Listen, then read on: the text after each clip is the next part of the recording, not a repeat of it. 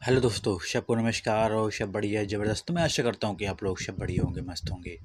और ये 7 जून 2024 current affair है। पहला क्वेश्चन देखते हैं। संयुक्त राष्ट्र में भारत की स्थायी प्रतिनिधि सेवानिवृत्त हो गई हैं, उनका नाम क्या है? तो स्थायी प्रतिनिधि थी और इनका नाम क्या है?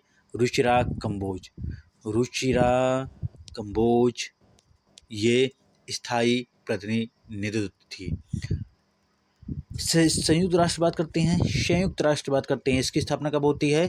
24 अक्टूबर 1945 में होती है। इसका हेडक्वार्टर कहाँ है? न्यूयॉर्क, अमेरिका में स्थित है। और इसके जो हेड हैं वो हैं पुर्तगाल के हैं। उनका नाम है एंटोनियो गुटेरेस। एंटोनियो गुटेरेस हैं जो पुर्तगाली हैं। संयुक्त राष्ट्र में एक आपने सुना होगा कि अंतर्राष्ट्रीय न्यायालय होता है। अंतर्राष्ट्रीय न्यायालय कहाँ है? द हेग, स्विट्जरलैंड में स्थित है। द हेग अंतर्राष्ट्रीय न्यायालय है।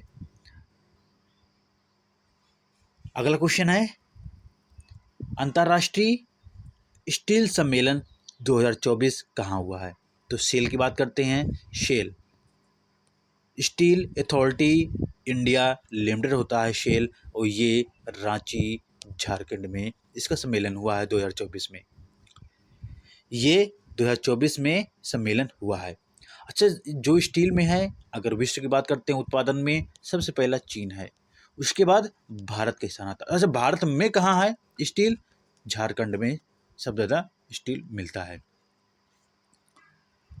आपने सुना होगा, आपने करंट अफेयर में पढ़ा होगा कि भारत का पहला hydrogen plant in stainless steel ये सेक्टर कहाँ निर्माण किया गया है? हिसार में। अब स्टेनलेस स्टील की बात करते हैं। स्टेनलेस स्टील की बात करते हैं। स्टेनलेस स्टील, इसमें क्या क्या होता है? लोहा पाया जाता है और निकिल होता है और क्रोमियम। ये तीन चीज़ों से मिलकर के स्टेनलेस स्टील बनाते हैं। वो ये किस में काम देता है? जैसे जहाज निर्माण हो गया है, जहाज निर्माण में यातायात के जो साधन होते हैं उसके निर्माण में किया जाता है, स्टेनलेस स्टील का प्रयोग करते हैं। अगला क्वेश्चन है, आर प्रज्ञानंद ने क्लासिकल इवेंट में पहली बार दुनिया के नंबर 1 मैग्नस कार्लसन को कहाँ हराया था? ये नॉर्वे में। क्योंकि नॉर्वे शतरंज चैंपियनशिप चल रहा था, तो नॉर्वे की राजधानी क्या है? कैपिटल क्या है? ओस्लो है। नॉर्वे की राजधानी क्या है? ओस्लो है। और नॉर्वे में ही ये क्या है, प्रज्ञानंद ने किस में हराया था? क्लासिकल इवेंट में। और ये ऐसे चौथे नंबर के हो गए हैं। कौन? प्रज्ञानंद चौथे नंबर के हो गए हैं। अगर बात की जाए कि 50वें नंबर के ग्रैंड मास्टर कौन भारत के? वो हैं श्याम निखिल हैं। श्याम निखिल हैं। 84वें नंबर के ग्रैंड मास्टर हैं वो हैं वैशाली रमेश बाबू हैं। ये सब तुमको कहाँ मिलेंगे सबसे ज़्यादा? ये तमिलनाडु से ही बिलोंग करते हैं, तमिलनाडु राज्य से ही बिलोंग करते हैं अधिकांशतः। अच्छा, नंबर 1 पर कौन थे? विश्वनाथ आनंद थे। अच्छा, विश्वनाथ आनंद, इनकी उपाधि थी, जैसे तुमने सुना होगा कि उपाधियाँ, जैसे रवीन्द्रनाथ टैगोर को गुरुदेव की उपाधि थी, महात्मा गांधी को महात्मा की उपाधि थी, स्वामी विवेकानंद को स्वामी की उपाधि थी। तो ऐसे उपाधियाँ थी। तो ऐसे उपाधियों में जो विश्वनाथ आनंद है उनको कौन सी उपाधि मिली थी? तो उनको मिला था लाइफ इन इंडिया। क्या मिला था? लाइटिंग ऑफ इंडिया की उपाधि मिली थी। अच्छा, उनका जो बायोग्राफी बोल सकते हो, बुक का नाम क्या है? उनका बुक का नाम है माइंड मास्टर। क्या नाम है? माइंड मास्टर है। किसके बुक का नाम है? विश्वनाथ आनंद।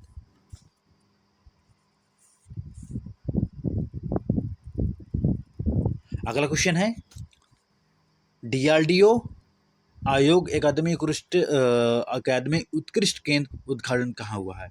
अच्छा, डीआरडीओ की बात करते हैं। डीआरडीओ क्या है? Defence, DRDO, defence research development organisation. इसकी स्थापना कब होती है? 1958 में होती है। इसका हेडक्वार्टर नई दिल्ली में है। शमीर उर कामत क्या हैं, इसके अध्यक्ष हैं DRDO के। तो इसमें क्या किया गया, एकेडमी उत्कृष्ट केंद्र का उद्घाटन कहाँ किया हुआ है, ये किया हुआ है IIT कानपुर के साथ मिल करके, IIT कानपुर के साथ मिल करके। और ये पश्चिम बंगाल, जहाँ पश्चिम बंगाल में जूनपुर गांव है, वहाँ पर इसका उद्घाटन किया है। अच्छा, जो IIT कानपुर है वो R&D मतलब होता है रिसर्च एंड डेवलपमेंट सिस्टम किया हुआ है, किसके साथ, DRDO के साथ मिलकर के। अगला क्वेश्चन है, दुनिया का पहला लकड़ी से बना उपग्रह लिग्नोसेट किसने बनाया है। तो ये जापान और अमेरिका की एजेंसियों ने मिलकर बनाया है। ये उपग्रह कैसे है, लिग्नोसेट इसका नाम दिया गया है। और ये सबसे बड़ी बात है लकड़ी का। तुमने सुना होगा कि जो उपग्रह बनाए जाते हैं वो क्या बना, मेंटल जो होता है, मेटल जो होता है उसमें के उपग्रह बने होते हैं। तो आपने सुना होगा, ठीक है, लेकिन यह है लकड़ी का। अच्छा, इसका मतलब इसका कारण क्या हो सकता है। इसका कारण है, मान लो ये पृथ्वी है, जैसे पृथ्वी जो है ये चंद्रमा होती है, उसके उपग्रह होते हैं, उसके चारों ओर घूमते हैं। तो ऐसे उपग्रह चारों तरफ घूमते हैं। तो ऐसे जो मेटल वाले होते हैं तो क्या करते हैं कि जैसे ये घूमते हैं तो क्या है, पृथ्वी जब ये टूटते हैं तो पृथ्वी में आ जाते हैं। तो ये क्या करते हैं, हवा के साथ मिल जाते हैं, जो इनके टुकड़े हो जाते हैं ये हवा के साथ तैरने लगते हैं। जब तैरने लगते हैं तो वायु प्रदूषण हो जाता है, कई बीमारी हो जाती हैं, कई चीज़ें हो जाती हैं। तो इसीलिए जब ये भाई जब टूटता है तो उसमें आग लग जाती है, आग लगने से उसके अलग अलग कण हो जाते हैं, राख तो होता नहीं है। लेकिन जो जो लकड़ी का होगा, लकड़ी का बना हुआ उपग्रह होगा, ये क्या होगा, इसमें अगर आग लगेगा तो ये बिल्कुल राख हो जाएगा, इसमें कोई कण नहीं बचेंगे, कोई अंश नहीं बचेगा। इसलिए इसका प्रयोग कर रहे हैं। तो ये पहला देश बन गया है, कौन, जापान। जापान ऐसा करने वाला पहला देश बन गया है। और ये अमेरिका के साथ ऐसे किया है। उसका नाम क्या है, उपग्रह का नाम लिग्नोसेट है, लिग्नोसेट। अच्छा, जापान की बात करते हैं, जाक्सा जानते हो, जैसा इसरो होता है स्पेस की मतलब जो है स्पेस एजेंसी होती है, वैसे होता है जापान के जाक्सा होता है। जापान, टोक्यो उसकी राजधानी है, येन उसकी मुद्रा है, और फ्यूमियो किशिदा उसके प्रधानमंत्री हैं जापान के। और उसमें जो है, अच्छा, जो जापान में एक ज्वालामुखी है सुजियामा, वो सुने होंगे। लेकिन एक माउंट एवरेस्ट भी है, मतलब माउंट एवरेस्ट नहीं, माउंट ऊंचाई है, सबसे ज़्यादा ऊंचाई है माउंट, क्या नाम है, माउंट फ्यूजी नाम है उसका, माउंट फ्यूजी नाम है।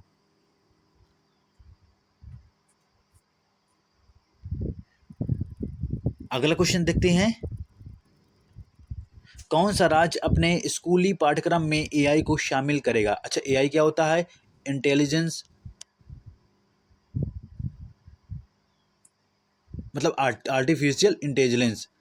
आर्टिफिशियल इंटेलिजेंस थोड़ा दिमाग से फिसल गया था। तो आर्टिफिशियल इंटेलिजेंस होता है AI, कृत्रिम बुद्धिमत्ता इसको बोलते हैं, कृत्रिम बुद्धिमत्ता बोलते हैं।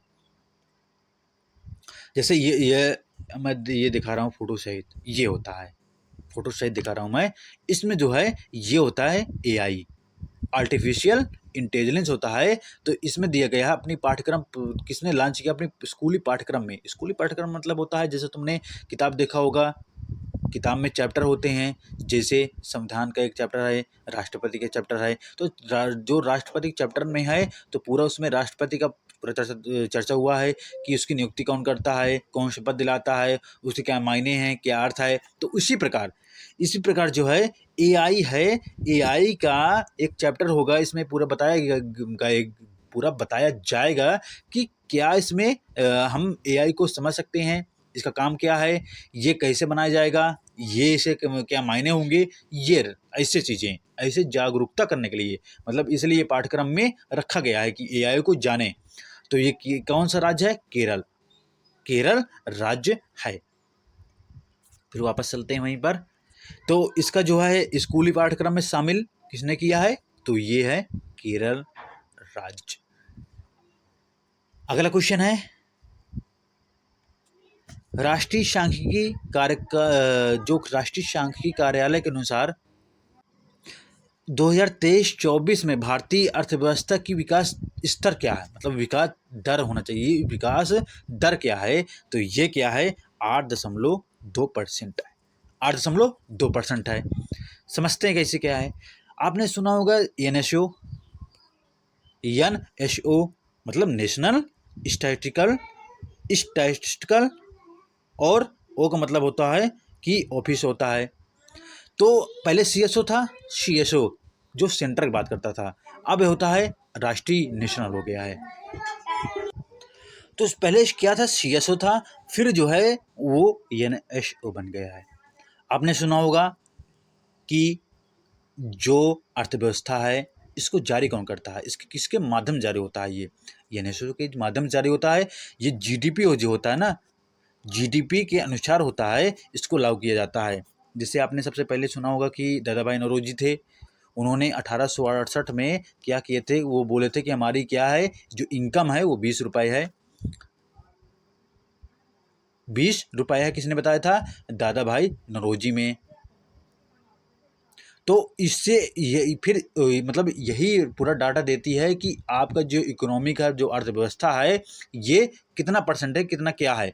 ये होता है राष्ट्रीय सांख्यिकी कार्यालय के अनुसार होता है, एनएस के अनुसार होता है, एनएसओ के अनुसार होता है। अच्छा, अगर ये पूछ लिया जाए कि किस किस मंत्रालय के अंतर्गत आता है, किस मंत्रालय के अंतर्गत आता है, ये होता है केंद्रीय सांख्यिकी और कार्यान्वयन मंत्रालय के अनुसार होता है। और उसके मंत्री कौन है, राव इंद्रजीत हैं। राव इंद्रजीत हैं इसके मंत्री हैं, किसके, राष्ट्रीय सांख्यिकी के मंत्री हैं। तो इसका अर्थव्यवस्था क्या है, मतलब इसकी दर क्या है 2023-24 में 8.2% है, 8.2% है। अगला क्वेश्चन है, रूस ने किस देश में मध्य एशिया के पहले परमाणु ऊर्जा संयंत्र के निर्माण किया है, ये है उज्बेकिस्तान। उज्बेकिस्तान में क्या हुआ है, ये क्या हुआ, परमाणु ऊर्जा संयंत्र, और ये छोटा से काम किया है, मतलब छोटे स्तर से काम किया है। ये समझ लो 55 मेगावाट क्षमता से स्टार्ट किया हुआ है, ठीक। और ये रूस ने मध्य एशिया की बात करते हैं, उज्बेकिस्तान, उज्बेकिस्तान राजधानी कहाँ है, ताशकंद। ताशकंद समझौता हुआ था किसके किसके बीच में, हमारे जो कौन थे राष्ट्रपति के जो प्रधानमंत्री थे, कौन थे, लाल बहादुर शास्त्री, 1965 की बात करते हैं। लाल बहादुर शास्त्री प्रधानमंत्री थे, अयूब खान पाकिस्तान के प्रधानमंत्री थे, उनके बीच में ताशकंद समझौता हुआ था। ये उज्बेकिस्तान की राजधानी ताशकंद में हुआ था, तो वही ताशकंद है। अच्छा, उज्बेकिस्तान से हमारा एक युद्ध अभ्यास होता है, डस्टली उसका नाम है, क्या नाम है, डस्टली का नाम है। उसकी मुद्रा क्या है, शोम, शोम उसकी मुद्रा है। अच्छा, इसमें जो है कुछ करंट अफेयर के कुछ क्वेश्चन इंपॉर्टेंट, जैसे उज्बेकिस्तान वही ताशकंद में, वहाँ पर क्या हुआ था 2026 में चेस जो ओलंपिक गेम है वो 2026 में होंगे।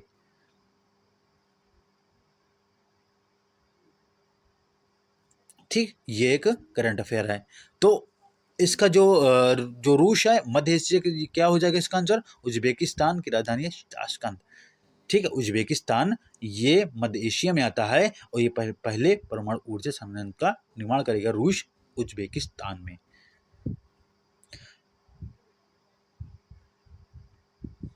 यहाँ पर क्वेश्चन खत्म होते हैं, और जय हिंद,